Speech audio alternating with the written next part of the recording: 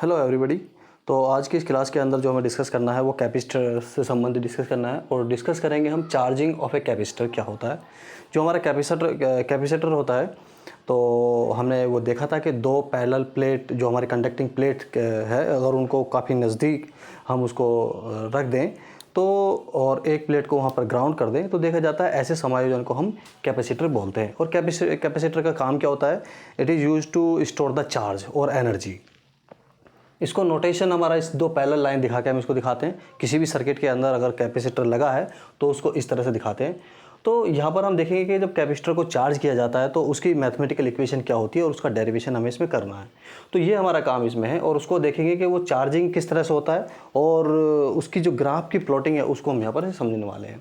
तो देखते हैं कि जब हम इस सर्किट के अंदर कैपेसिटर को जोड़ते हैं तो और सर्किट का जो रेजिस्टेंस है वो आर हम इसमें लेते हैं।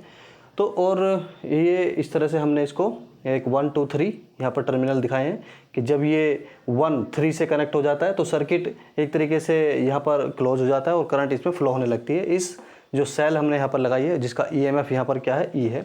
और यहाँ से क्योंकि यहाँ पर नेगेटिव टर्मिनल ये है तो इलेक्ट्रॉन इधर को जाएंगे तो करंट उसके अपोजिट होगी।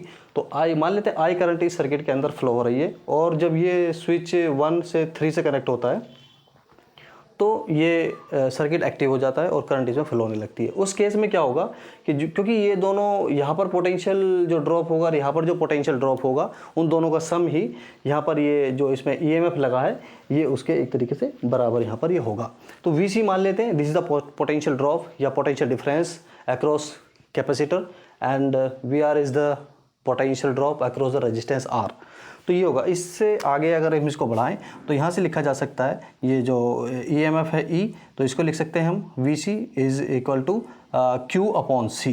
यहाँ पर ये चार्ज, क्योंकि कैपेसिटर के अंदर जो पोटेंशियल डिफरेंस है उसको क्यू अपॉन सी कहेंगे।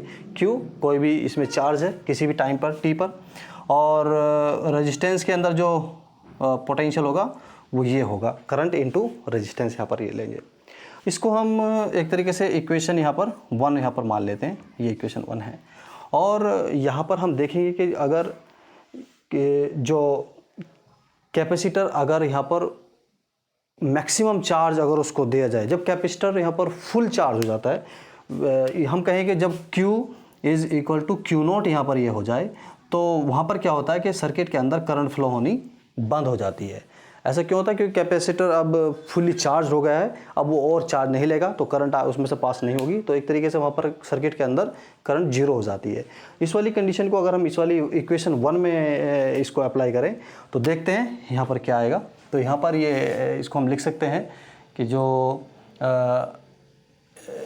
यहाँ पर E is equal to Q को क्यू नॉट कर सकते हैं क्योंकि फुली चार्ज हम लिख रहे हैं, और प्लस में ये एक तरीके से जीरो यहाँ पर आ जाएगा। तो ई की जो वैल्यू है क्यू नॉट अपॉन सी हम इक्वेशन 1 में पुट कर सकते हैं और इसको लिख सकते हैं क्यू नॉट अपॉन में C is equal to Q upon C plus में आई आर, ये इसको लिखा जा सकता है। तो इस वाले टर्म को इधर ला सकते हैं और लिख सकते हैं Q not minus Q upon C it is equal to I को लिख सकते हैं हम यहाँ से D Q upon D T और इनटू में आर, क्योंकि D Q upon D T rate of change of flow of charge is equivalent to current, ये करंट के इक्वलेंट यहाँ पर ये होता है। और अब हमें क्योंकि इसके अंदर हमें इंटीग्रेशन करना है, अब ये जो टर्म्स है उसी हिसाब से उसको सेट कर लेते हैं। तो देखते हैं कि यहाँ पर लिख सकते हैं हम D T upon C R और इधर लिख सकते हैं यहाँ पर D Q upon Q not minus Q. इसको इंटीग्रेशन यहाँ पर करेंगे और एक कांस्टेंट, क्योंकि इंटीग्रेशन हम कर रहे हैं तो एक कांस्टेंट भी हमें यहाँ पर लगाना पड़ेगा। तो इसका जो इंटीग्रेशन यहाँ पर आएगा ये एक तरीके से यहाँ पर टी अपॉन सी आर, क्योंकि सी एंड आर दोनों ही कांस्टेंट यहाँ पर हैं तो टी अपॉन सी आर यहाँ से लिख सकते हैं इसको, और यहाँ से जो लिखेंगे ये आएगा यहाँ से इसका इंटीग्रेशन करेंगे तो minus log E base to Q not minus Q निकल के आएगा और प्लस में के यहाँ से निकल के आता है। इक्वेशन इसको हम सेकंड मान लेते हैं। तो यहाँ से अब हमें के की वैल्यू यहाँ पर फाइंड करनी होती है। तो के की वैल्यू ऐसे कैसे निकालेंगे? तो यहाँ पर भी कुछ हम इनिशियल कंडीशन इसमें अप्लाई करेंगे और देखते हैं कि when T is equal to zero, जब यहाँ पर टी ज़ीरो था इनिशियली अगर हम कहें तो यहाँ पर जो Q होगा वो भी 0 होगा ये। तो यहाँ पर Q भी 0 होगा। तो अगर हम ये वैल्यू इसमें पुट करेंगे तो देखते हैं कि जो K की यहाँ से t = 0 तो ये वाली टर्म 0 हो जाएगी और माइनस log e/Q0 यहाँ से बन के आएगा और प्लस में यहाँ से K आएगा। तो K = जो यहाँ से निकल के आता है this is equal to minus log e/Q0। तो ये K की वैल्यू जो वैल्यू है हम इसको इक्वेशन सेकंड में यहाँ से पुट कर सकते हैं। तो यहाँ से जो इक्वेशन बन के आएगी वो कुछ इस तरह से होगी, T/CR is equal to minus log e/Q0 minus में Q और माइनस log e/, एक तरीके से यहाँ पर ये Q0, ये यहाँ से निकल के ये निकल के आएगा ये। या देखते हैं कि जो ये प्लस यहाँ से निकल के आएगा और ये प्लस यहाँ पर आएगा। तो इसको थोड़ा सा और सिंप्लीफाई हम करते हैं तो T/CR यहाँ से निकालेंगे और देखते हैं क्या आता है। ये आएगा log e/, Q0 minus Q, ये निकल के आएगा। या इसको और अगर सिंप्लीफाई करेंगे तो देखेंगे कि Q0 minus Q is equal to e/T/CR यहाँ से आएगा। और इसको और थोड़ा सा सिंप्लीफाई करें तो लिखेंगे Q is equal to Q0 1 minus e/T/CR यहाँ से निकल के आती है। तो this is the equation of the charging of the capacitor. ये इक्वेशन यहाँ पर चार्जिंग की इक्वेशन है।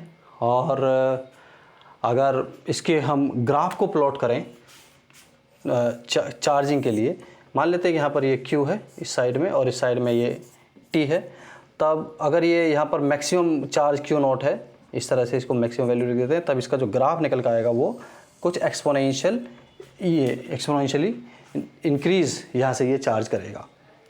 तो ये हुआ इसका चार्जिंग का एक प्लॉटिंग इसकी आती है, इस तरह से चार्ज होगा और ये इसके पैरेलल जाएगा। कंप्लीट फुल चार्ज Q0 तक नहीं पहुँचेगा क्योंकि Q0 तक ये नहीं पहुँचता है, बस उसे थोड़ा सा कम यहाँ पर रहता है, बिल्कुल 100% चार्ज नहीं होता, थोड़ा सा बचा रहता है। तो पैरेलल इसलिए हमने इसको यहाँ पर दिखाया है। और यहाँ से अगर हम देखें कि T = अगर CR पुट कर दें यहाँ पर इस वाली इक्वेशन में, T को अगर CR के इक्विवेलेंट पुट कर दें तो देखते हैं कि जो Q निकल के आता है वो 0.632 Q0 यहाँ से इसकी वैल्यू निकल के आती है। तो यहाँ पर ये लगभग कहीं ना कहीं यहाँ पर T is equal to CR यहाँ पर इसकी वैल्यू पड़ेगी और ये एक तरीके से 0.632 Q0 यहाँ पर इसकी वैल्यू निकल के आएगी। तो जब कैपेसिटर अपनी मैक्सिमम वैल्यू का 0.632 चार्ज इतना टाइम्स चार्ज हो जाता है, तब इस पे जो T = CR होता है इसको हम टाइम कांस्टेंट भी बोलते हैं। टाइम कांस्टेंट इसको CR जो बोलते हैं इसको टाइम कांस्टेंट बोलते हैं। और एट T = CR पे जो ये अपनी मैक्सिमम वैल्यू का है वो 0.632 चार्ज यहाँ से हो जाता है। और इसके अंदर जो CR है इसको हम टाइम कांस्टेंट बोलते हैं। क्यों? क्योंकि इसकी जो यूनिट आती है वो टाइम की आती है। अगर हम यहाँ से C की यूनिट देखें और रेजिस्टेंस की यूनिट देखें और उसके डायमेंशनल फार्मूला निकालें तो इसका डायमेंशनल फार्मूला कहीं ना कहीं ये T निकल के आता है जो टाइम के लिए होता है। इसको हम कर भी सकते हैं। तो यहाँ से इसका डायमेंशनल फार्मूला T निकल के आता है, वो जो टाइम की डायमेंशनल फार्मूला, तो इसलिए इसको टाइम कांस्टेंट भी कहते हैं।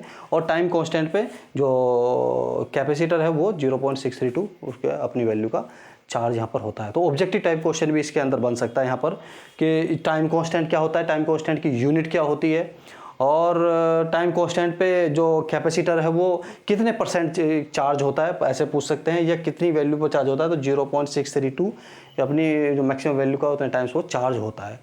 तो ये था इससे संबंधित कि कैपेसिटर को चार्ज कैसे करते हैं। इससे अगली वीडियो के अंदर हम देखेंगे कि कैपेसिटर डिस्चार्ज जब होता है तो उसकी इक्वेशन क्या होती है। तो आज इतना रखते हैं। Thank you. जय हिंद।